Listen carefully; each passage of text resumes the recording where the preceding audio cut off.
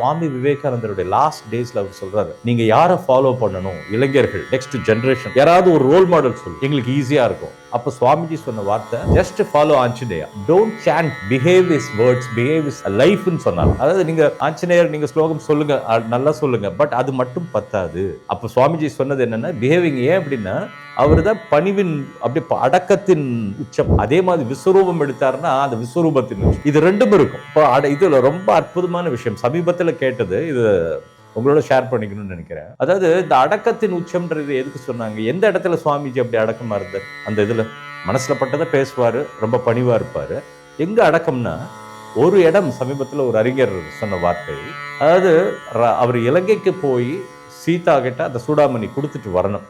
அப்போ போனாரு, போன இடத்துல அந்த அம்மாவை பார்த்தாரு, அதை கொடுத்தாரு. அங்கே போய் இலங்கையவே அந்த ராவணனுடைய முதல் போர் ஃபர்ஸ்ட் தொடுத்தது ஆஞ்சநேயன் தான். பின்னாடி தான் ராமன். அது ஃபர்ஸ்ட் டிக்ளரேஷன், ஃபர்ஸ்ட் போய் உட்காந்து அங்கே சொல்லிட்டு அத்தனை இதையும் பயமுறுத்திட்டு, ராமன்றவன் யாருடா, அவன் சீடன்னு நான் இப்படி இருக்கேன்னா என் ராமன் வந்தா எப்படி இருக்கணுன்றதெல்லாம் அவர் காமிச்சிட்டு அவர் வந்தார். அதுல பல சேதங்கள் இலங்கைக்கு ஏற்பட்டது. ஆனால் ஒரு இடத்துல கூட ஆஞ்சநேயர் இதை பத்தி ராமர்கிட்ட பேசினதே கிடையாது. அவர் சொல்லின் செல்வர் அப்படின்வாங்க. அதாவது கண்டேன் சீதை 4 வரை 5 வரையில டிக்ளேர் பண்ணுவார். அப்ப சொல்லியிருக்கலாம்ல, நான் போனேன், நான் இப்படி எல்லாம் பண்ணேன், இதெல்லாம் செஞ்சேன்னு எங்கேயுமே சொல்லலை. இது எங்க தெரியுதா, ராமர் போருக்கு அங்க போகும்போது விபீஷணன் பக்கத்துல வந்துட்டாரு, இவர் பக்கத்துல வந்துட்டாரு. இவங்க ஒரு மாலை நேரம் போயிட்டு இருக்கும்போது அங்கங்க அந்த கட்டடங்கள் இடிஞ்சு இருக்கிறதெல்லாம் பாக்குறாராம்.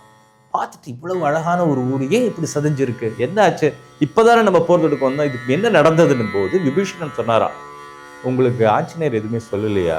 என்ன சொல்லவே இல்லையே, போன சீத்தையை பார்த்து அதுதான் அவ்வளவுதானே சொன்னாரு. அதுக்கு பிறகு என்ன நடந்ததுன்னு இந்த ஃபிலிம்ல பிளாஷ்பேக் கட் பண்ணி சொல்லுவோம் பாருங்க, அந்த மாதிரி சொல்றாராம். அப்போ ராமர் யோசிச்சு பார்க்கும்போது இந்த காட்சி கண்ணுக்கு வருதான்.